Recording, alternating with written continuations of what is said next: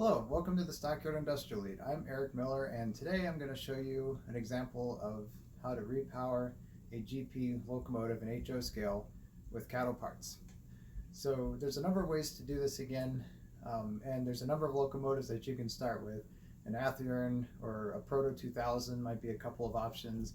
I'm using a front range products which accepts the Kato drive and Kato trucks pretty easily, but this is a way to kind of upgrade the drive and the trucks in your locomotive and to get a really nice running locomotive. So I'm just going to walk you through the steps that I've used in the past. I've done several of these myself, and I'm basically doing a new project today on this and just kind of show you how a basic way of how to do it. So I hope this is helpful to you, and come along and I'll show you the steps. For this Kato Repower project, we need a few basic supplies. First of all, you'll need the locomotive that you're repowering, or in my case, I'm actually powering for the first time. And that is this front range products shell and frame. And so I've got my GP9 that I've kit bashed into a chop nose locomotive. And then this is the chassis, the front range products chassis. So this is the locomotive that I want to power with the Kato parts.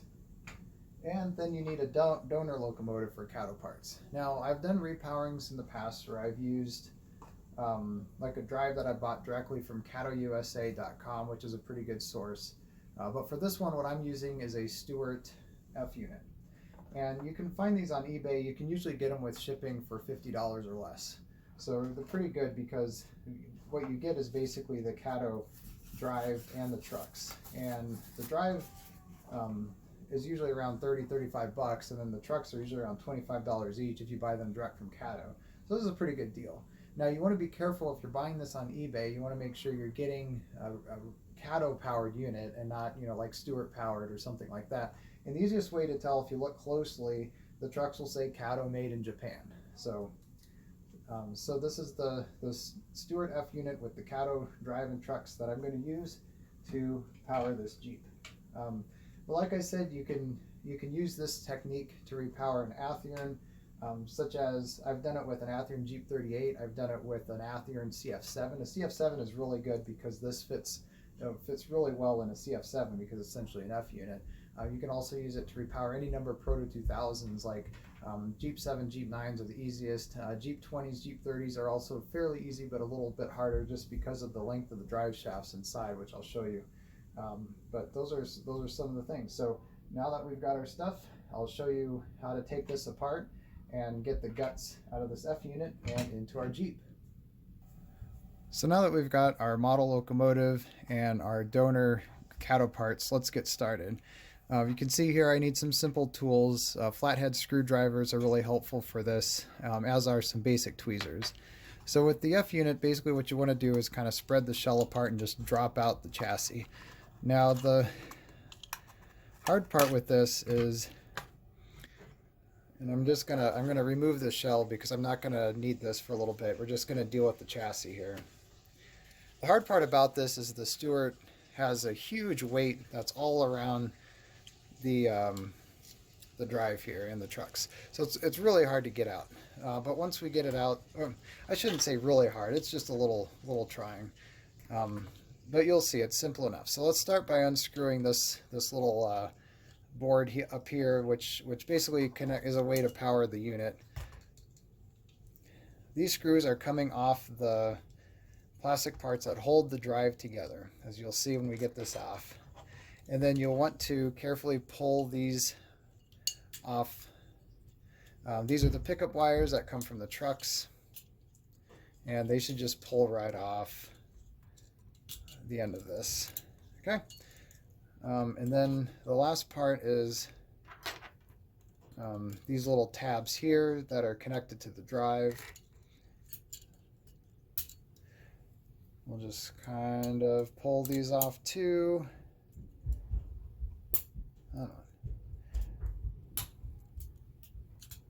Okay, you loosen those up and that'll make these tabs easier to pry out, like so. Okay, you don't really need this anymore. You can always use this copper for another project. It's totally up to you, but otherwise we could just toss that. Okay, so now let's look inside. We've got our drive here. Here are our trucks, the tops of our trucks. We got our pickup wires, and these are the drive shafts. These will work in a Jeep 7 or Jeep 9. Like I said, if you're using like a Jeep 20, Jeep 30, Jeep 38, I find it's helpful to replace these drives, and this Kato, or replace the drive shafts, I should say. This Kato drive also uses a little bit different connector than some of the more modern drives, like if you buy it off katousa.com, and so it gets hard to interchange drive shafts a little bit. But like I said, these are pretty good for like a Jeep 7, Jeep 9, or CF7 repowering or powering project. All right, so the next thing we want to do is take this fuel tank off. So we'll just take these tabs off. All right, and then we need to remove these screws here. We're going to reuse these screws later. Kato or Stewart always puts only 2 down here. I bought extras from katousa.com. I like to put all 4 of them when I repower my drive. So we'll definitely keep those and use those. I'm just going to put them in the fuel tank here. Okay, and we're going to put these screws in here too, because those screws we're going to use to put in our sound decoder. So make sure you keep all the screws. Now you should just kind of tap it, and getting the trucks out of the F-unit chassis is a fairly simple process, but it's a little trickier because of this huge weight that surrounds the truck. What you basically need to do is pry this plastic clip off, and there's a couple ways you can do it. One is you can kind of attack it from the bottom here, coming below the truck, and pry it off with a flathead screwdriver. The technique that I like to use, that I find the most successful, is basically coming in from the side here, and what I like to do is use 2 flathead screwdrivers. So carefully pry it in here. You don't want to break any of the clasps, and then basically pry the screwdriver in and leave it there, so that way you can work the other side without it essentially reattaching. Try to keep your thumb over the clip here so it doesn't pop off on you, and carefully pry the other side off, just like that. And then take the clip off and put that off to the side, and then the truck will pull out, and you'll have the drive shaft and the worm gear come off as well. But that's basically it, and now we've got all of our parts out of the Stewart Kato F-unit. So now that we've got all of the Kato parts taken out of the F-unit, I'll show you how to put it into this basic Front Range Products chassis. Now sometimes when you put a Kato drive inside a chassis, you might have to do a little bit of drilling work, and I like using a Dremel tool for this. It works pretty simple with the metal wheel cut that you can do, and I've already done a little bit of work on this one, as you can see. Basically what I try to do is remove anything that's kind of in the way of the truck having a free movement. And sometimes you need to cut off some stuff off the front here, because I'll show you the Kato truck needs a little bit of play in this area here. The key thing is you need a ball sticking out here, or a pin that moves in, that goes into the hole of the Kato truck. And sometimes what I also do is file off these nubs here. I only do that after I test drive the locomotive and see how it runs. If there's not enough play, I might file these nubs so it's just a smooth flat surface here. Sometimes the nubs help with the play though, so you never know until you've done it. So basically what we'll do first is put the trucks in. The trucks just kind of go right in here, just like that. And then we can go ahead and snap these on so that it stays in the chassis. Okay, there we go. Now these, I'm going to take these trucks off and paint them silver so that they're just like the Kodachrome paint scheme was before. And so my work with these is not done, and I also want to weather the size of the wheel sets. So this is a little stiff right here, so I'm probably going to go ahead and file those nubs. And actually what I'll do is I'll just do it real quick here so I can show you kind of what it's like. And show you the difference. So with this one, I'll just take a file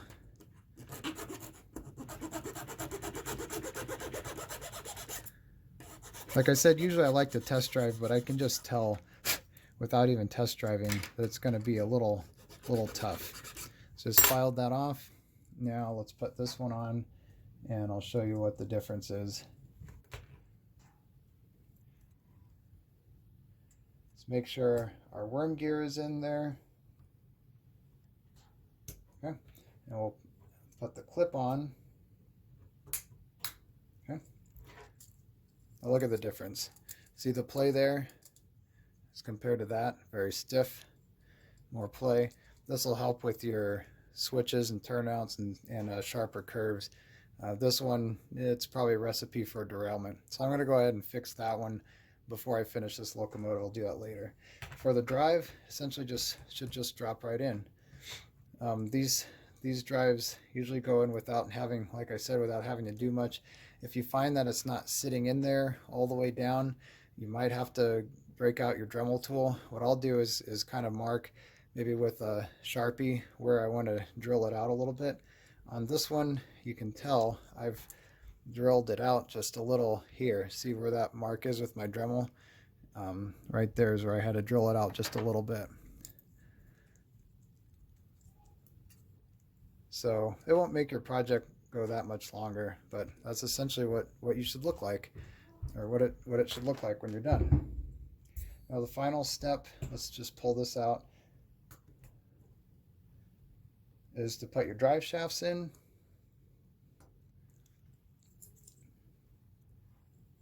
Connect the drive shafts to these parts here. Okay, and then there you go. You're basically done. And then you can screw this in. Now this is this chassis, the fuel tank is essentially, part of, integrated with the chassis, right? So you want to make sure before you do this, you want to make sure to paint and weather this fuel tank, because it's not like a plastic snap-on fuel tank that you can do later. So notice I've already painted and weathered this, so it's basically ready to go. So I can go ahead and install this. So like I said, I usually put in 4 screws. Just for the sake of time and showing you, I'm just going to do a couple screws real quick. And I'll go back and add the other ones later.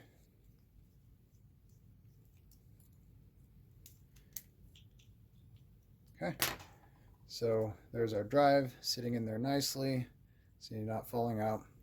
And that's perfect, that's what we want. And like I said, I've got a sound decoder that I'm going to put in this. I'm going to use this Economy decoder for this GP9 rebuild chop nose, and it'll sit on here perfectly with where the screws go. So if you can see that, where the screw holes go, so that's why I want to reuse those screws that I took out.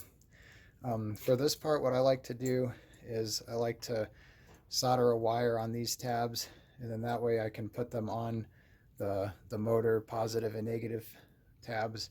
It works out a lot easier, and then you get that direct connection that you need for DCC. But that's essentially it. Now we've got a nice Kato powered locomotive. Should be a really smooth runner. My C415 is a Kato locomotive, so it should fit right in with that. And this will be nice, since it's an EMD product, it'll add a different type of sound to it. So should work really well together. But that's basically how this works. Just trying to make sure that's a little even. These should be a little bit more level than they're coming up right now, so I'm trying to level that out better. But yeah, that's basically it. And here we have the finished product. This is what the Kato powered front range products GP9 looks like now, with our Soundtrax Economy sound decoder installed. And you can see here we've got some LED lights that are basically ready to put in the shell. Got a current keeper here to help with any dead spots on the track or dirty areas. And then just a simple cube speaker. And then, like I was showing you before, the sound decoder board fits nicely right here on the drive with the original screws and everything. So it's ready to go. Here I'll show you walk you through the sounds a little bit. There's the bell, the horn, and a little bit of the engine. So we just have to do a little bit of paint and weathering decals, and this locomotive is ready to hit the main line and be put into revenue service. So thanks again for joining me here on the Stockyard Industrial Lead for this video on how to do a Kato repower. And like I mentioned, I think you can really apply this to a number of different Athearn and Proto 2000 and front range products locomotives, maybe others out there as well. So I hope this was helpful. Please comment below with other videos that you want to see, and I hope to see you next time.